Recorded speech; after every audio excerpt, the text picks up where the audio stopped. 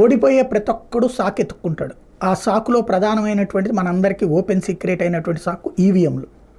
మమతా బెనర్జీ ఖచ్చితంగా గెలుస్తానని నమ్మితే కనుక ఇప్పుడు ఈవీఎంల సాకు చెప్పదు. ఇప్పుడు ఈవీఎంల సాకు రైట్ చేయడం అంటే క్రిందసారి చంద్రబాబు గారు కూడా ఓడిపోతాను అనుకున్నప్పుడు ఈవీఎంల గురించి రచ్చ చేసి చివరికి సుప్రీంకోర్టు దాకా వెళ్ళినటువంటి పరిస్థితి.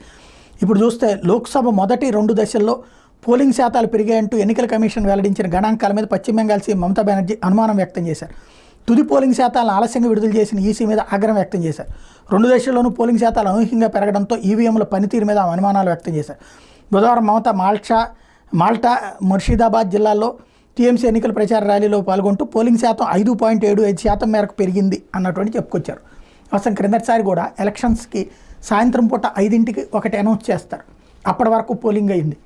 ఆ తర్వాత రాత్రి తెల్లవారులు ఎంతమంది ఓట్లు వేస్తే అంతమందిది లెక్కలోకి వస్తుంది. క్రిందటిసారి అట్లాగే ఓట్లు వేసినప్పుడు ఆంధ్రప్రదేశ్లో చంద్రబాబు ఏమనుకున్నారు,